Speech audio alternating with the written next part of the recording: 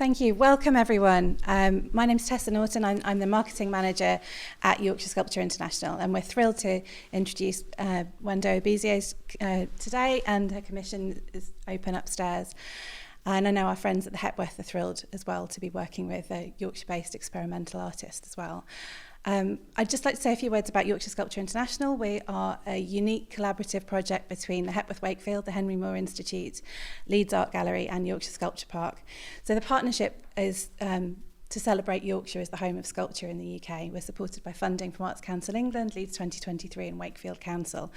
And we have a series of new commissions this summer 2021, of which Nwando's is one of them. So we're absolutely delighted to be working with Nwando on this new commission, The Garden of Circular Paths. It's a sonic art journey through the life and work of Barbara Hepworth, which we think complements the exhibition upstairs beautifully. It's a ritual-guided journey featuring composed music, field recordings from places around Yorkshire and in Cornwall, which have a connection to Barbara Hepworth. And we hope you enjoy it.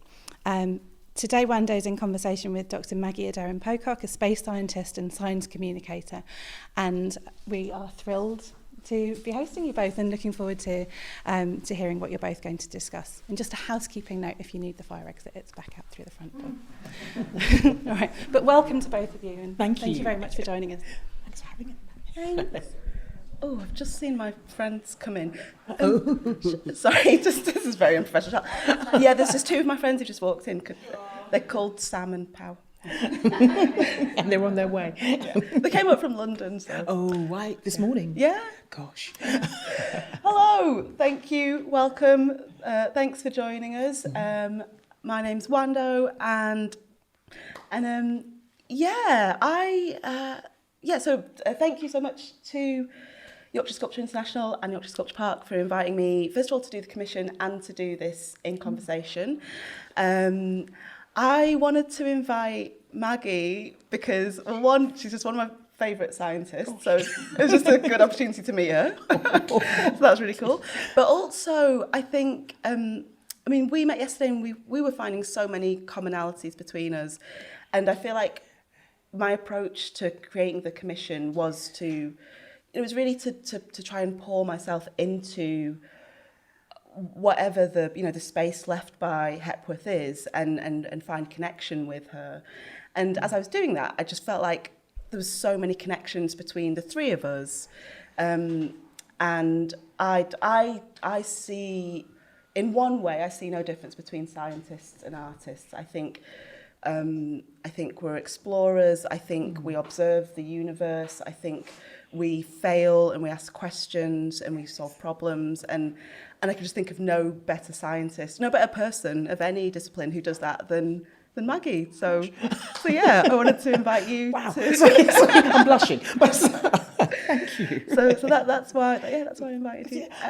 Because for me, as a scientist, and I suppose I'm a scientist and science communicator, but I do love exploring sort of other avenues, and that's one of the things I found. I was working as a scientist and sort of every day, and but it's nice to talk about science and get people excited about science and get people feeling emotion about science, because the science discipline is very sort of, we speak in the third person, we're sort of very, because we want to keep the science pure. But at the same time, if you want to excite people about it, we need to feel it. But I can just say, that I don't know if you've done the exhibit yet, but bloomin' heck. Sorry. I can't think of what to describe, because my family were watching me with the headphones and I was going round and my eyes were wide with wonder. And it was sort of, because you start and you just sort of ground yourself. So, okay, let's take it all in. And then you go on a journey. And it was a journey like I'd never experienced before. So I don't know how you did it. And I'd love to explore how you created that. But you're in for a treat if you haven't done it, because it was fantastic. Oh, but also, I thought you're sort of a bit of a disruptor.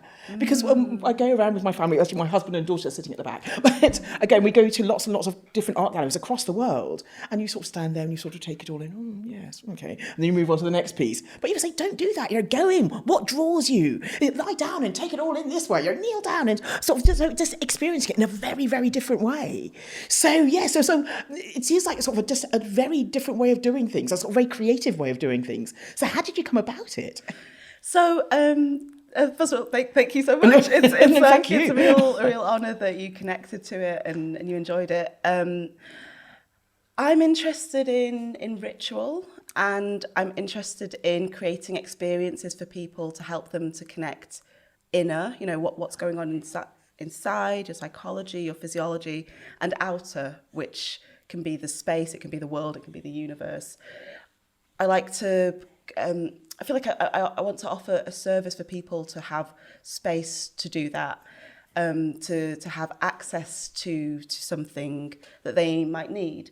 So for me, it's really a ritual journey to find something of use for your life in that. And I think another thing was that I'm neurodivergent and I have a lot of sensory sensitivities. That's one of the reasons we're a bit late, because I was like, the lights are hurting me. I'm so sensitive. That in a space like the Hepworth, which is just incredibly beautiful. It gives you this, these awe-filled feelings. But acoustically, I remember the first time I went in there, I was like, wow, it's amazing. The reverb's very intense. And so I wanted to create, I like to create work for people who are like me. I like to create work for people who, historically have been marginalised, and neurodivergent people can definitely fall into that. And so my starting point was also that's a bit of a political idea, to like have as a starting point work for example, neurodivergent people. I was like, what could help them, again, gain access to something useful? And I think this idea of like being like enclosed in your headphones, and like I was very specific about wanting to use noise cancelling headphones, and then to be given permission to go outside of a more normative idea of what one should do in a museum. Which, to be fair to museums, I don't think is something that they are saying, but it's interesting that we take that on, that yes, idea. It's the norm. That's what people do. Yeah. And so that's why it was fantastic, sort of being breaking free from that. And so why do we do this? And perhaps we don't have to. And I'm just looking forward to seeing sort of lots of people going through all sort of, doing it their own way and experiencing it in different ways. Yeah. But it's quite interesting with the neurodivergent, because I'm dyslexic. And so I do think I interpret the world differently. Mm-hmm. And I love that, because I can use that in my science communication. Yeah, do you feel like that's really interesting to me. I'm always really keen to talk to neurodivergent people and see how's that impacted you, I don't know, maybe your choices of what kind of work you do, and then how you relate to it in terms of science and your work. Yeah. Yes. So when I went to university, so I went and did my degree and a PhD at Imperial College in London. There's a lovely university right next to the Science Museum, which I grew up on. So and going into the space galleries. And going through that process, I think at first when I went to university, I could see myself with a pipe, sort of thinking deep thoughts, writing down the occasional equation, and right, all the thinking. Yes, that's it. So really, just as with your exhibit, sort of in my head. Mm-hmm. But I realised that I'm actually sort of quite physical, quite I like You're doing. A maker. Yes, I do. I love making my own telescopes or Mm. making instrumentation. And so there was a transformation as I went from degree to PhD to hands-on. And I think that is partly the dyslexia. It's that 3D, that sort of physical. I want to be touching things. Well, that's one of our first points of contact with Barbara Hepworth. If you listen to what she said and you read her writings, it was all about touching the sculptures. Don't go touch them. We're not allowed to. But it is very tempting. And that's she wanted to invite you in. It's all about touching. It's all about the relationship of your body to the sculpture. For a sculpture is really it's movement. It's landscape. It's body in landscape, and so that kind of really practical thing. I really see this connection between the two of you. Like, I think she might have said this. I can't remember if she said this or I thought it. They merge. But I feel like sculpture is this really multidisciplinary form in itself. She had to be engineer and architect, and she thought about the landscape, and she was making, like, I love these images you see of her, this small woman on the top of these huge ladders, like hammering things. It's so physical, and I had this real connection in my head of her again, like problem solving, how do you go about thinking how to make these gigantic bronzes? You have to reinvent things again and again. You have to make your own tools and problem solve. And I was thinking about you and how you got into science and making your own telescope, and going from making your own tiny telescope to working on the biggest telescopes in the world. Because to me, that's still a dream come true.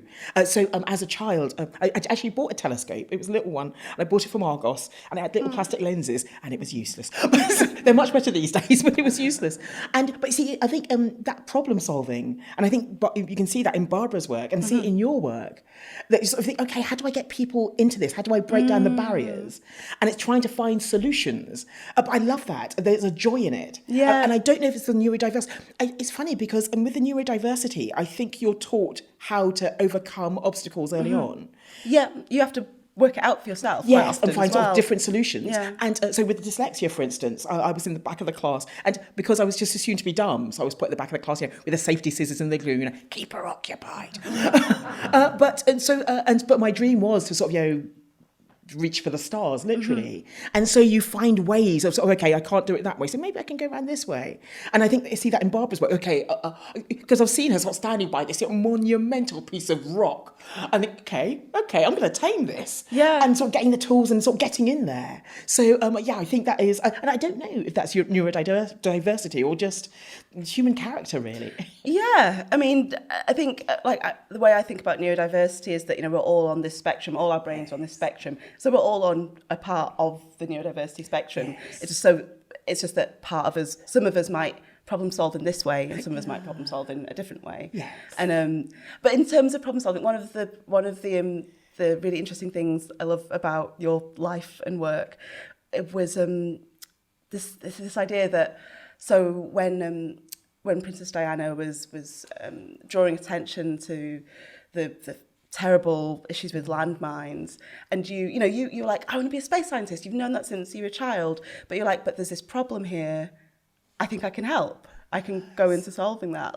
Could you talk a bit about that? Because I just think that's so fascinating. Yeah, so I'm going to put this down. Because I think it's funny, because all my life, right from the get-go, I've wanted to get out into space. I still do. It's a bit of a retirement plan now. But I haven't given up hope. So I still want to get out there. And for me, it was, the clangers. So it's a little embarrassing. I don't know if you're familiar with the clangers. Does everyone know the clangers? Yes, there's those little creatures, pig creatures live out in space. I've just started watching it recently with my nephew. I love it. It's so great. Because they rebooted it. And I must admit, when they did, I was absolutely terrified. Because I thought, hi, we're the clangers, new and improved. And it wasn't like that at all. And you are in an episode of the clangers. Maggie's the clanger. And that was a crazy dream come true. And the things, I keep on thinking, if I can be on the clangers, I can go into space. It's a stepping stones. I see it. It makes sense to me. So it was sort of those sort of challenges. But and it's sort of, sorry, I've forgotten what I'm talking about. I know, but it's okay. I kept a pin on it. It was about why you went towards the landmine research. Oh, yes, thank you. Sorry. The clangers come in and everything gets clouded. It goes out the window with the clangers. So it was sort of a step-by-step process. But sometimes the goal of becoming a space scientist just seems so far away. But I think what I find is you can take very interesting steps along the way. And I see that in your work. You are so multidisciplinary. You sing, you sort of bring sounds, you bring all these different things together. And that's what I found in my career. It's not, and I speak to lots and lots of kids. I think 350,000 kids in the last sort of 14 years. Too many children. No, it's knackering, but it's fantastic because they have so many brilliant ideas. But I think most people see it clearer as linear. You start here and you get to the end. But my career's been all over the place. And the landmines, as you say, they were very prominent. Princess Diana was speaking about them. And I was working at the MOD at the time, which was a bit of a deviation for me. But at the time, we thought, this is a global problem. And if we could use science to solve it, that must be brilliant. So let's try and with problems like this and with problems like climate change and all the things we're facing, it's people pooling together. It's everybody working together. So it's sort of putting my sort of 3 pence worth in and say, okay, perhaps we can do this. And working with other people and collaborating to try and, because the landmine problem, there's a horrible UN statistic that says it's going to take over 1,000 years to clear all the landmines that are out there now. So yes, it's just sort of trying to find those problems and get your teeth into them. But when we all do, then we solve them.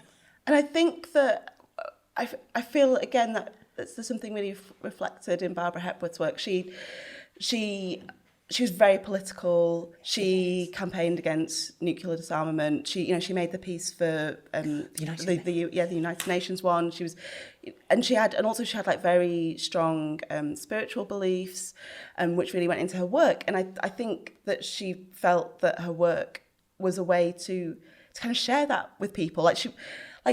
It's art as inspiration, as salve, as healing. Yes. And so I think I really relate to that idea that as an artist, you also want to help people and change the world in whatever little way that you can, and it's that, and you do that by just going into your work, and you have to believe that it can do that. Because I did love the fact that the United Nations chose her work. And I've seen sort of a picture of her standing by this monumental thing. And also she was saying, and again, I think it's a quote from her, that, if the United Nations fail, we all fail. Yeah. And that spirit of collaboration again, yes, we all have to kind of bring it together. And it's funny because sometimes I feel that I want the United Nations to have more teeth, to be to be the backbone for the world, to bring people together. And I think sometimes the United Nations is a bit political, but I think that symbol, and also I don't know, there's some simplicity about that symbol, even on that scale. It's just so beautiful, and I don't know, it just feels uniting. Yeah. And I don't know how a symbol can do that, but I look at it and I think, yeah, we can do this. Come on, let's work together. Oh, that's brilliant. Oh, take a breath. We're both like very mile a minute people. Yes, I know. Sorry, we do. I'm just going to take a quick look at my notes of where.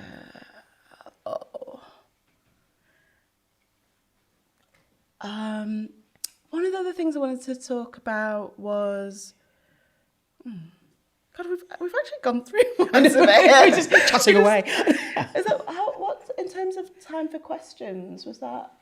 So we've got another half an hour. So another 10 minutes. Oh, lovely. So Yeah. feel free to go on for another 20 or... Okay, perfect. I think it's if you when you do the exhibition and the way it's been like beautifully curated and laid out, you get to the end, and that was another kind of point of connection for me, that in the last space there's this it just feels like it opens up and we go into space, because she was very inspired by the moon landing. Yes. And it's really interesting. That's near the end of her life. This kind of like, wow, and then now we're going off to space, and it feels like the culmination of some this feeling and idea of what humanity is and what it can do. And then, but for you, that was at the beginning. That was my start. Yes, and it's funny because I feel that in her work, because looking at her work, resisting the temptation to sort of stroke it and touch it, it's sort of the human form, but almost the essence of the human form, and sort of the hills and countryside around us, and then at the end, it is sort of that takeoff, that launch into space. And I think the moon landings were sort of an epic moment of the epic moment of the 20th century. I think they say a fifth of the world population sort of watched. Wow. And considering how many TVs there were around at the time, that's pretty impressive. And so, but I think it was a sort of a launch pad for her, or a sort of it's also sort of her work was sort of, okay, now we go beyond, and that's sort of been sort of a driving force in my life, sort of the looking beyond.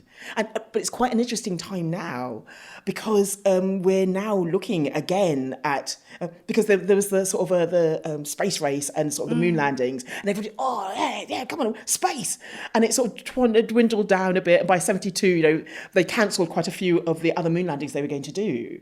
But now it's sort of ramping up again with sort of people like Elon Musk and sort of Jeff Bezos. All sort of, okay, perhaps we can, come on, let's, yes. And I have this crazy theory about the 3 eras of space. Yeah. Because I was telling you about this Yeah, yesterday. yeah. They I all love begin this. with C because I'm dyslexic and it's got to be simple. But the first era is sort of a confrontation because it was all about the Cold War and USSR versus America. And that's why the moon landings happened, because there was this confrontation. And America threw they threw money at it, they threw scientists at it, sort of brains, but they also threw, they wanted to get that sort of that public perception. Come on, we've got to beat the Ruskies. Capturing like hearts and minds. Yes, very much so. And so there was that. But space is very expensive. So they went from that to say, okay, well, let's start doing collaboration. So in 1975, you get sort of the European Space Agency formed, and you get sort of an epic handshake in space, where Skylab and a Russian Mir space lab sort of link together, and they open the hatches and they shake hands in space. So they're arguing on the ground, but up in space, they're sort of collaborating. And so, but collaboration is a bit frustrating, which sounds terrible, because it means there's no vision. Everything's done by committee. And so, we could go to Mars. Well, we could, but it's been expensive. But now we're getting people with billions of dollars saying, hey, we could go to Mars. Why not? We have the pioneers, the visionaries, and the visionaries who've got the money, which really helps. Yes, but the thing is, because we were discussing this yesterday, what's the ethical implication of that? Because when countries go, people say, well, should we be going to Mars? We've made a bit of a mess of the Earth. Let's think about this. But if it's just a guy with sort of lots and lots, and it is all guys, unfortunately, but a guy with lots and lots of money, should they be the trendsetters? Should they be the leaders? Should they be setting the agenda? Yeah, I mean, the power that they've got at the moment is scary. Yeah, we're going a bit off topic, but it is interesting. What do you think about? But I always wonder how many people here would go into space. Yeah, that's interesting. So, okay, I'll give you a scenario. Yeah, okay. Let's do the scenario. Yes. So if the cost of getting into space was the same as a first-class ticket to New York and was as safe as air travel, how many people here would go into space? Okay, sorry. Yeah. Well, okay. I've got another. What if it wasn't as safe as air travel, but still, Okay, actually, so how many hands now? There's a bit of risk. just two limbs now. I know. How about you? I would. Yeah. I want to go into space. I want to go into space so much. I, like you, assume I am going to go into space. Yes. Especially since I found out that a colleague of mine has gone to the space station, who's an artist. So I have hope. Yeah. I have hope. And space. Let's go. Yes, but yet let's learn lessons. And Yes. because, for instance, we keep on looking at Mars, because of the planets of the solar system, Mars would be the best place to go. Venus, close, yeah. Mercury, Venus, hellhole. So Earth, quite nice. Okay, it's all right. Yes. And then we get sort of the gas giants and the ice giants, which we can't really sort of even land on, we think. And so, Mars does look like the place to go. But yes, and Mars is a bit like Antarctica. It would be sort of cold, but livable. But do you think Barbara would have gone? I think she would have wanted to. Yeah. Because with her fascination with all that, I think she would. And taking in different forms, just seeing a different landscape. And I think, a different landscape and how that could be inspirational. I think she was an explorer and an adventurer. Yes. And I think one of the other things I wanted to talk about was this, again, with commonalities. I found it really interesting that there seemed to be this change in her creative life. And it feels like it's connected to when she had children. She had triplets. Yes. Like there's this kind of movement towards abstraction. And I was also interested in how your life changed when you had your child. Like, could you talk a bit about that? And yes, it does seem to change in Barbara's work. Went to abstraction, but it's beautiful. It's like the essence of stuff. But yes, in my life, so I was working as a space scientist, and I was doing a bit of science communication on the side, and I loved it. Science communication just makes me come alive. I just love talking about science. Shutting me up is the key, but anyway, talking about science. And so I was doing that, and then I realised I was pregnant with my daughter. And I just wanted to, I had my daughter quite late, I was 42. I wanted to spend time with her. And at first, actually, that didn't come into my mind at all. I thought, she should be born and she should go to nursery and I'll go back to work and everything will be back to normal. But then when she was there, I don't know, she was just such a draw on me. I just wanted to be with her. And the idea of sort of, contracting out and things, I was lucky I was in a position that I could say, okay, I'm going to change my life around and do something else. And so that's why sort of science communication seemed like a wonderful opportunity. I'd done some, but and I didn't know how it was going to work out or if it was going to work out. But by doing science communication, I could have her with me. And there's quite a few I was giving talks when I was carrying her. And then later on, I'll do talk in the same theatre, and I should be in my arms. And I'm so lucky. She was amazingly good. Mother and child. And it's funny because I just did it because I wanted her with me, but it made a statement which I didn't realise. And I remember one girl particularly coming up, and she was, I don't know, maybe sort of 18, and she said, "I've just had a child, and I've seen you on the stage with your daughter, and I thought my life was sort of suddenly curtailed." But now I think I can do it. I can do the stuff I wanted to do. And this kind of thing is so important because the same when I read some of Barbara Hepworth's writings and some of her letters, and she's got 4 little children, and she's like, oh, and I really want to work on the big giant marble, and she's got no money, and but just doing that, being a woman in a mostly like male profession, as you also have been, but like forging your own path and doing that with children and being an inspiration. It's incredible. But I think that's where you come in as well, because it's creating your own universe, really. Yeah. And it's sort of taking things in your life. I love doing that. I love doing that. And so if I can do that and that, maybe I can find a different path. Maybe something that people have done. And I see that in your work. They're sort of multidisciplinary, taking sort of, as I say, listening to your installation in that exhibition, I've never experienced anything like that. So it's just finding new ways of doing things. And again, I don't know if that's your neurodiversity or just the pioneering spirit, but you so have that. I mean, I tend to feel like I find a relationship between my psychology and my neurodivergency. I think of myself as a constellation of different ideas and forms and feelings, and my job and my work to actually just keep things on an even keel and keep in a relative state of calm as much as possible is to just kind of listen to it and allow the things to kind of come to me and follow where the things lead me. And walk the constant labyrinth. That's the path that I'm on, and so that kind of multidisciplinariness, I think, is just it's a part of that. It's a necessity of that. I get called, I get drawn, and there was a turning point for me where I'd been feeling that. But I'd always felt it as a pull. Like I remember as a child feeling like I just was like buzzing with electricity because felt like there was just things pulling me. But no, you have to do this. You have to go to school. You have to Nigerian parents. Yes. Go and be a doctor, lawyer, engineer. That was it. Yeah, that's the phrase, doctor, lawyer, engineer. Yeah, those are the choices for your Nigerian child. Yeah.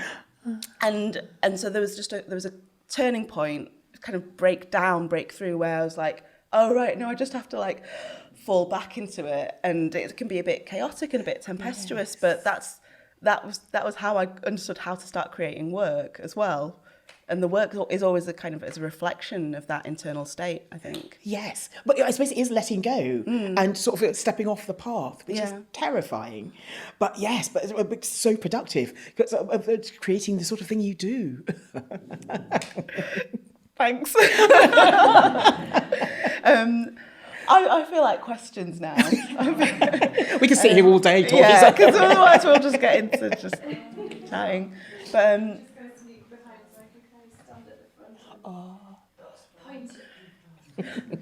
we have a question from the lovely lady in the back. Oh. I think we're all right. Are we all right? Just speak up so they can subtitle it. Okay. Hey, thank you both so much, Maggie. It's so nice to hear more about your career and Nwando. As always, I think that the things that you pick up on Hepworth make me love her even more. I'm a big Hepworth fan.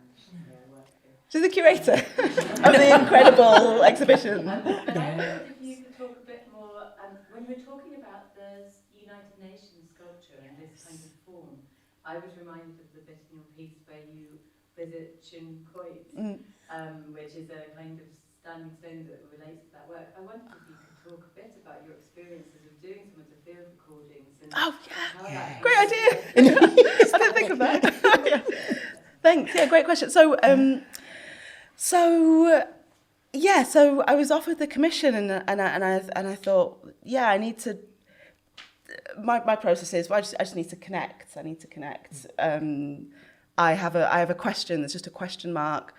I always start from like an idiot position. I'm always like an idiot in my work. I don't know anything. I know nothing. So I need to learn. So it just made sense to go down to Cornwall. That's one of the places I visited, and to explore and that bit. Yeah, we along with Ed, who came down, did some recording with me. He's really helpful. But he's also an amazing violinist. We went down and we just walked all these journeys, places that she'd mentioned, places that, I mean, some of the work she specifically connects with places, with specific places, and the single form tune quotes she connected with this standing stone, this Neolithic, beautiful 2 pieces of stone in just out in the middle of the countryside. So we walked there, and I was always, as we were going, I was always recording the sounds. I didn't necessarily know how I was going to use them yet, but I just had an assumption that sound is one of the senses by which we get a sense of space. And for me, thinking about sound and space just really go hand in hand. You can't hear sound or music without hearing the space that you're in. So I as part of I'm very experimental, and part of my experiment with this piece was, the question is, how can I create the feeling of being in different places at the same time? And I thought like sound was a really good way of doing that. So in that instance we got lost, and we were circling and trying to find this monument, and we got there, and Ed got out his violin, and he sat on top, and he played this beautiful just improvisation, and I just like crouched down underneath, like inside, and it's really windy. And I just remember I just had like my head just kind of leaning almost against him, just feeling this, and what did I feel? It's probably beautiful, calm, kind of without words, a numinous experience, something transportive and with depth, and so I wanted to put little bits of that into the experience. I think there's a lot of failure. Like, I work with a lot of failure, and I think there's a constant failing in, because the questions are so insane. How can I make somebody feel like they're in 2 places in one time? I mean, probably. But you do. Not. Oh, okay. But it's funny what you say about failure, because as scientists, when we report on our work, we say, and we did this, and then we got this. But there's a whole journey in between where we fall down, we pick ourselves up, oh no. And it's funny, it's nice to document some of that journey sometimes.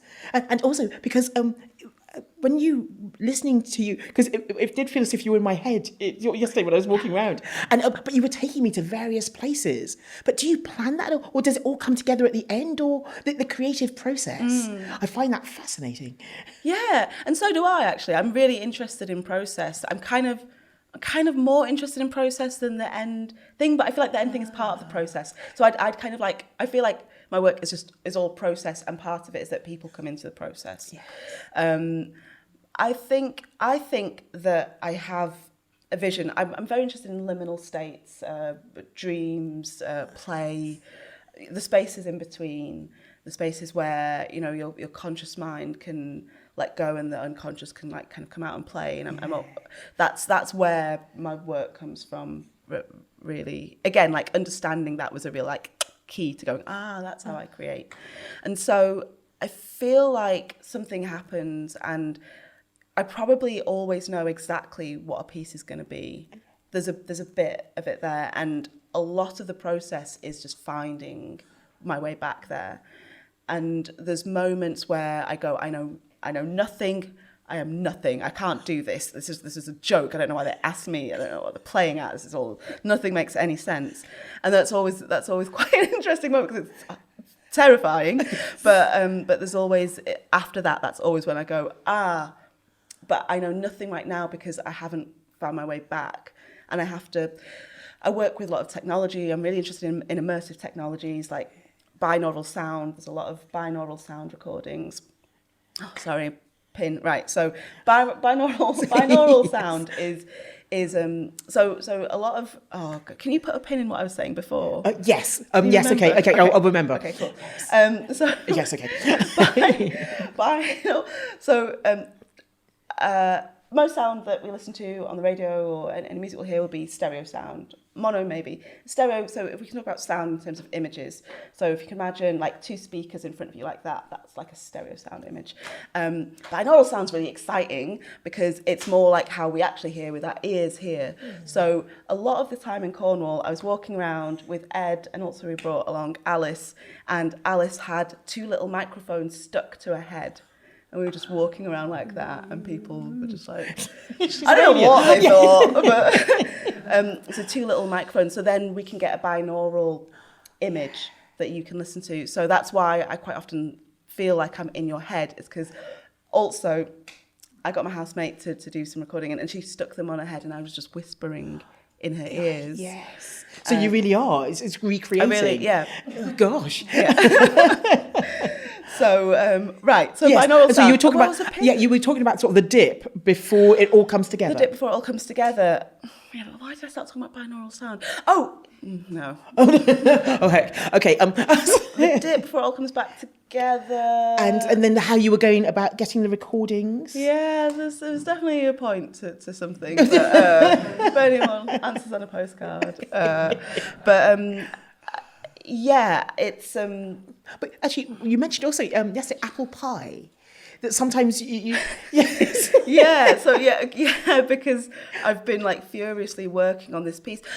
That was the technology, apple pie, good one. Thanks. Yeah. So the technology will get in the way. I work with technology a lot, and I'm very interested in technology. I'm interested in what we mostly think of technology. I'm also interested in low-tech indigenous technologies, which is a whole other thing, which we can talk about another time. But it can get in the way, and so I was working on my computer in my studio, and it's all very computer and straight lines and da-da-da-da-da. So it's almost like I just forgot the liminal original dream vision of it. And so then when I kind of went, okay, go back to it, remember it, with a lot of help from Eleanor, actually, she was really helpful, Eleanor, the curator here, she was really helpful. And just kind of, it's like I had to like dredge through and come back and go, but it's already here laid out for me. And then it's just all really straightforward. It's like, goes into place. Yes. It all just falls into place. But things like the apple pie. So I was furiously working on the piece late at night. And it was just come to, again, it's like kind of trusting myself. I've had to learn how to trust myself. It's like, there's nothing else I can do at this moment. Yes. But I do really want to make an apple pie. And that's fine. I'm going to go away and make an apple pie. I don't know, maybe the process of it, the cutting, maybe it just worked something through again. Again, it's that liminal state. I can just go into a flow, making an apple pie. Yes, and something you're familiar with. And I think sometimes it is getting away because you're almost caught up in the minutiae. And then doing something else with your mind allows your mind to sort of expand and take it in and see how it's coming together. And it reminds me, I think there's a scientist called Kukule, probably pronouncing it incorrectly, but he used to take sort of, I think, psychotropic drugs. And he came up with the idea of benzene. Because he just saw these carbon atoms dancing around like a snake, and the snake bit his tail, and that's how you got the benzene ring. So sometimes coming out of the sort of state and just going into another state, I wouldn't necessarily recommend sort of mind-bending drugs. I would. But it can just take you into a different state, and I think the apple pie is similar. Yeah. Sometimes I just watch mindless television. Mindless television, go for a walk on the hills. So many of my ideas come from being up on the moors. Actually, baths. That's when I have my best ideas. Baths, just relaxing in a bath. Yeah, definitely. And I think that's.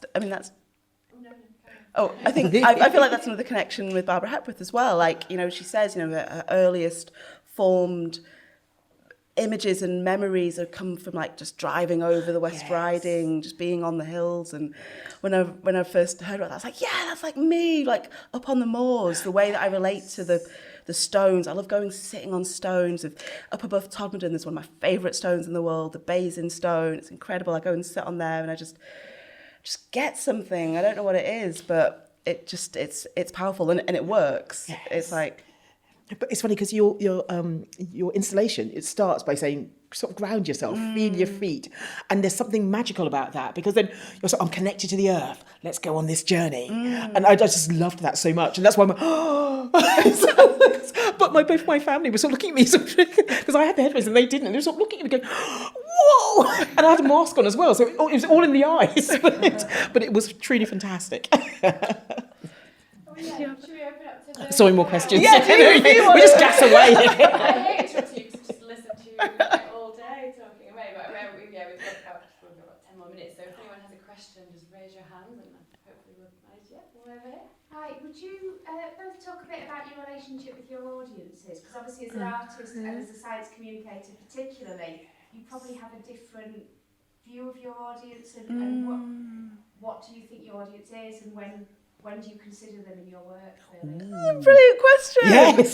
Great question. Thank you. Do you want to... Well, yeah. So for me, it always starts with the audience. And it's funny because I do lots of public speaking and I love it. I really enjoy it. But the only time I'm really nervous is when I don't really know who's in the audience.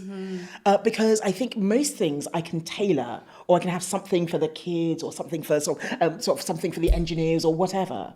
But if I don't know who's in the audience, I don't quite know how I'm targeting it. And I think that comes from experience because I've been talking for a long time.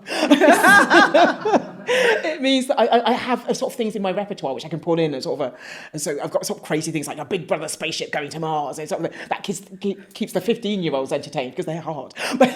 And so it's just different. But if I don't know who's in the audience and I'm up on a stage and the audience is dark, I don't quite know. So I think for me, at given time, it's knowing the audience and also knowing that I've done enough talks to test things out on different audiences, and so it's sort of okay, let's lob that out. That might work for them, or a little anecdote. And that's my problem with my talks. They're never. Someone says, "Oh, I want a transcript of your talk." I don't actually know what I'm going to say because it depends on what feedback I get from the audience. So I think primarily it is what the audience. Because I want there are facts and figures I want to portray, but it is sort of what the audience, what will get them excited, and what will get them feeling it, sort of the emotion, and sort of taking them on an emotional journey. And I think that's one of the things that science communication was missing in the past. I think it's back on track now, but that sort of, how do you feel it? How do I feel as a scientist doing this? And that journey of exploration. So your audience, front and foremost.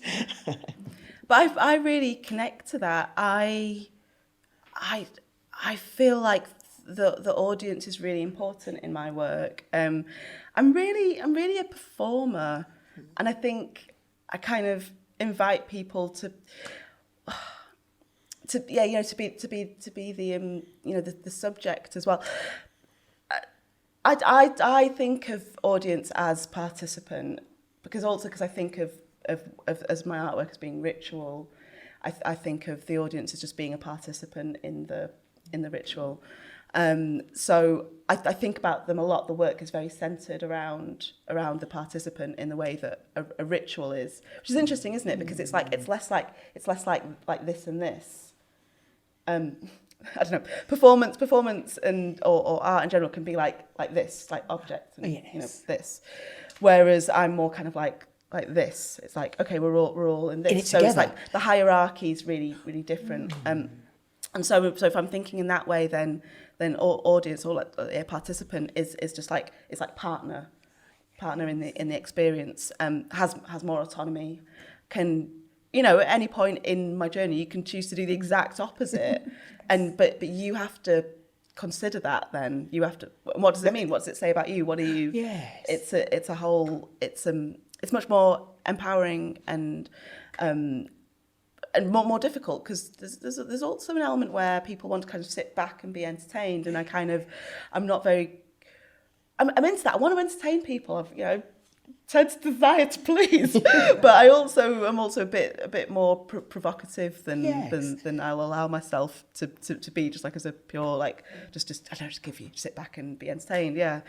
I want to have a dance with people. But that participation I loved, because usually it is sort of artwork. I'm sort of reading this as a dyslexic. That doesn't really work very well for me anyway. But this was much more participatory, and I was sort of and it's sort of you can go over here if you want. You can go over here if you want. There were options, and sort of you can dance. I was dancing with my daughter, and also I have to mention that one of the things you mentioned is you really want to touch it, but you're not allowed to, of course.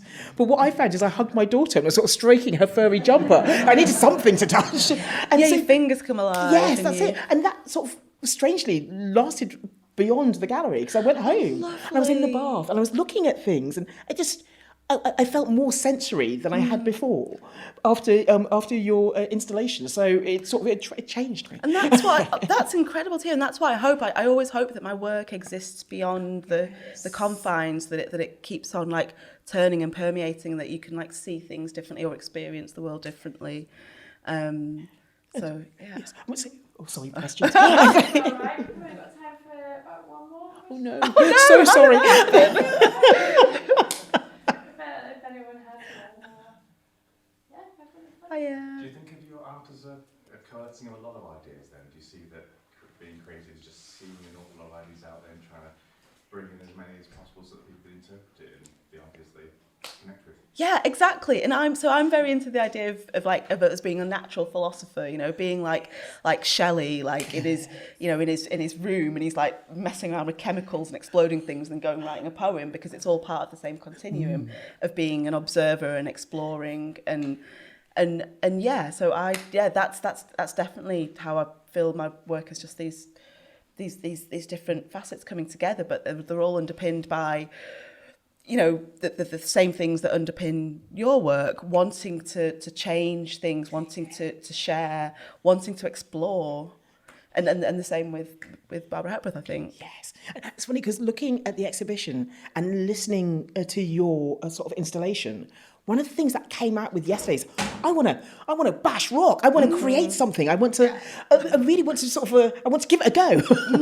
And I've never really. I've dabbled with art in the past, but it really sort of brought that side out in me. And I could think, and also just seeing her. Yeah, it just cathartic. It just felt wonderful. So thank you. Oh, you're welcome. Yeah, and isn't that brilliant? I think that's. When I go and listen to science talks, I get the same thing. And when I've heard you talk, I remember the first time I heard you talk, and I just was like, yeah, I want to go into space, and I want to build a telescope. And I told you I spent one of my favourite Christmases ever on my own in Tenerife, just up on the observatory looking at a telescope. It's inspiring people. That's definitely like one of the points of it as well. And we both try and do that in our own ways. Yeah. Well, you've truly inspired me. And it's funny because you invited me out, and I didn't know why I was coming. Because it was sort of Space Scientist Art Gallery.